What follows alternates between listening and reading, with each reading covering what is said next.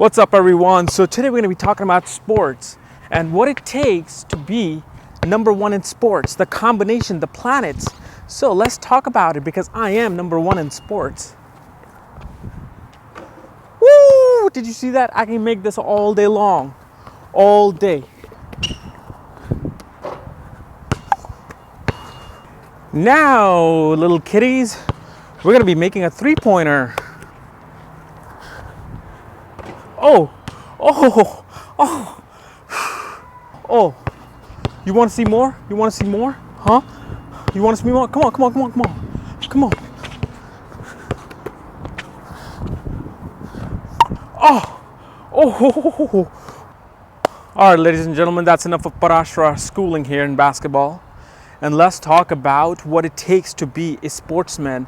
Not just a sportsman, but a successful sportsman. Because anybody can play sports. I can play sports. I have no combinations of that. Okay, but in order to be successful, in order to make it professionally, there are certain things you have to look at. First of all, people think that only one or two planets are responsible for success in sport, and that is wrong. Each single planet is responsible for success in sports. Moon. How strong your moon is, how strong your mind is. Mercury, how strong your intelligence is. So if you're in a basketball court and you want to see where to pass the ball, when to pass the ball, who to pass the ball, when to take a shot, that's intelligence. Jupiter, knowledge of basketball. What is basketball? So everything comes into play, but the most important, there are houses that are far more important than other houses though when it comes to competition in sports. And those are your first house, the ascendant, third house, sixth house, and 10th house. Why? Because first house is your ascendant, your physical body. So obviously if your body's not in shape or you are not a healthy person, you can't be successful in sports. You can play sports, but you can't be successful. Third house represents your courage. How courageous and how much of a willpower do you have in order to be successful in any sport? Then comes the sixth house of your enemies, competition, battlefield. The three things that sixth house represents along with other things, but can you overcome your enemies? So if I'm on a basketball court and I'm playing somebody else, can I beat them at the game? That depends on my sixth house. And then the 10th house, my status. If I'm able to come out here and win the game, will I get the status? Will I get some sort of a prestige in life through sports? So that's when yogas come into play, as in Raj Yoga, meaning you're a throne of whatever you do. So I've looked at all of them, from Michael Jordan to Kobe Bryant to Sachin Tendulkar, Kapil Dev, David Beckham. They all have Raj Yogas. And when it comes to the planets, Mars, Saturn, and Mercury definitely are the most important planets besides everything else. Because Mars is what? Mars is your soldier. Mars is a soldier, the energy within you, the soldier within you, the fighting ability within you.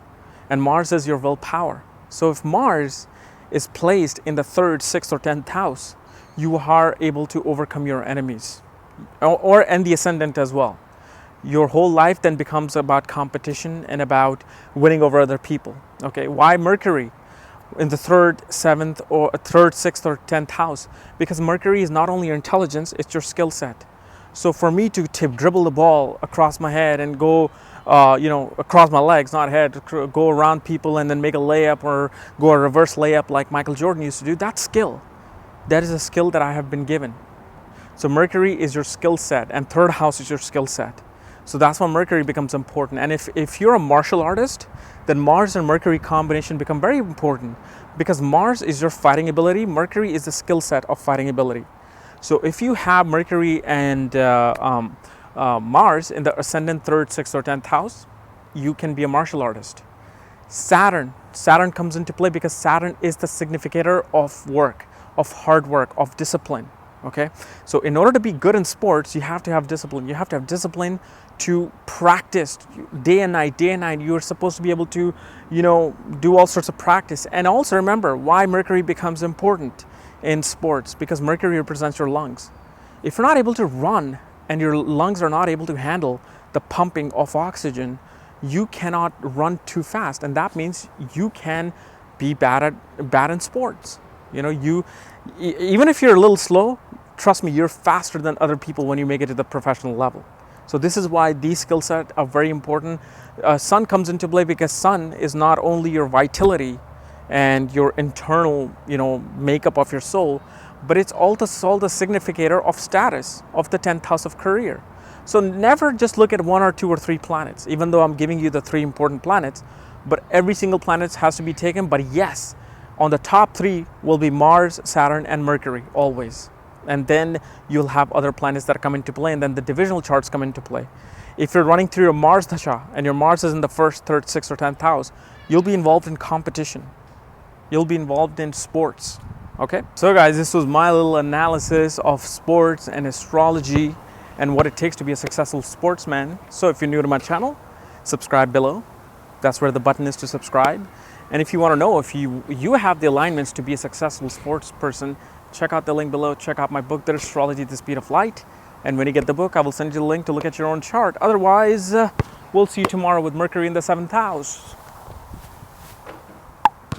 See ya. Hey, what's up all you chaos lovers? So make sure you rate, comment, and subscribe to my channel, and please share my channel with all your family and friends who are in love with astrology, because I'm the man when it comes to astrology. Okay, so make sure you do that, and I will see you tomorrow with another cool new video. Okay, sorry, I love my coffee spiked. Woo!